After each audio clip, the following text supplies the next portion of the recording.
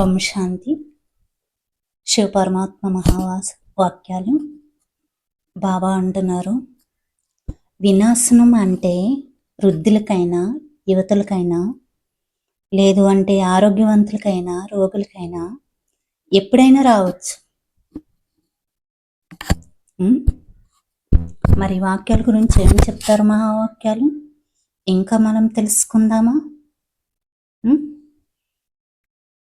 అంతిమ సమయం అనేది ఎవరికైనా, యువకులకైనా వృద్ధులకైనా ఆరోగ్యవంతులకైనా రోగులకైనా ఎప్పుడైనా రావచ్చు.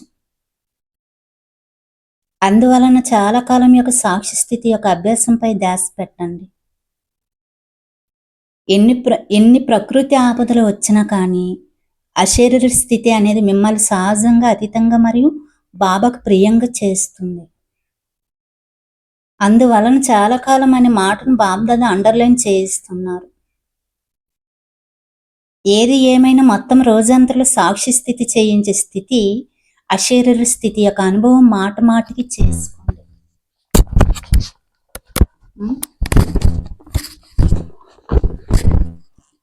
అప్పుడు అంతిమ పరిస్థితి నుండి దేవతగా అయ్యే స్థితి నిశ్చితమైపోతుంది. ఏం చేస్తే? అశరీర స్థితి మాట మాటికి అభ్యాసం చేస్తే అప్పుడు అంతిమంలో పరిస్థితి నుండి దేవతగా అయ్యే స్థితి నిశ్చితమైపోతుంది. ఎంత సమయం, ఎంత శక్తితో మీ కర్మేంద్రియాలపై, మనసు, బుద్ధి, సంస్కారాలపై ఇప్పుడు అధికారిగా అవుతారో అంతగానే భవిష్యత్తులో రాజాధికారం లభిస్తుంది. ఒకవేళ ఇప్పుడు పరమాత్మ పాలన, పరమాత్మ చదువు, పరమాత్మ శ్రీమతం ఆధారంగా ఈ సంగమయుగం యొక్క ఒక్క జన్మలో సదా అధికారిగా కాకపోతే 21 జన్మలు ఏ విధంగా రాజాధికారిగా అవుతారు?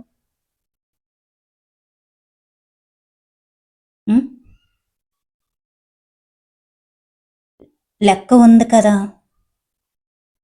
ఈ సమయం యొక్క స్వరాజ్యం అంటే స్వయానికి రాజు అవడం ద్వారానే 21 జన్మలు గ్యారెంటీగా రాజుగా అవుతారు. నేనెవరు మరియు ఏ విధంగా అవుతాను? ఇలా వర్తమానం యొక్క అధికారం ద్వారా మీ యొక్క భవిష్యత్తు స్వయమే తెలుసుకోవచ్చు. ఇక్కడ చాలా సమయం యొక్క పురుషార్థానికి, అక్కడ చాలా సమయం యొక్క ప్రారంధానికి సంబంధం ఉంది. అందువలననే ఇప్పుడు ఇంకా వినాశనం యొక్క తారీఖు నిర్ణయం అవ్వలేదు. ఎప్పుడు అవుతుందో తెలియదు అని సోమరిగా అవ్వకండి. విశ్వం యొక్క అంతిమ సమయం గురించి ఆలోచించే ముందు మీ జన్మ యొక్క అంతిమ సమయం గురించి ఆలోచించండి.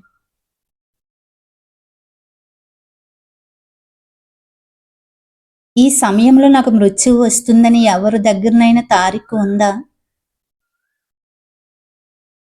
కనుక విశ్వం యొక్క అంతిమం అనేది సమయానికి అయిపోతుంది. కానీ మొదట మీ అంతిమ సమయం గురించి ఆలోచించండి. జగదంబ సరస్వతి యొక్క స్లోగన్ గుర్తుంచుకోండి. ప్రతి గడియ అంతిమ గడియగా భావించండి. అకస్మాత్తుగా జరుగుతుంది. తారీఖు చెప్పరు. విశ్వం యొక్క వినాశానికి మీ యొక్క అంతిమ సమయాన్ని కూడా తారీఖు చెప్పరు. అన్నీ అకస్మాత్తుగా జరిగే ఆటలు.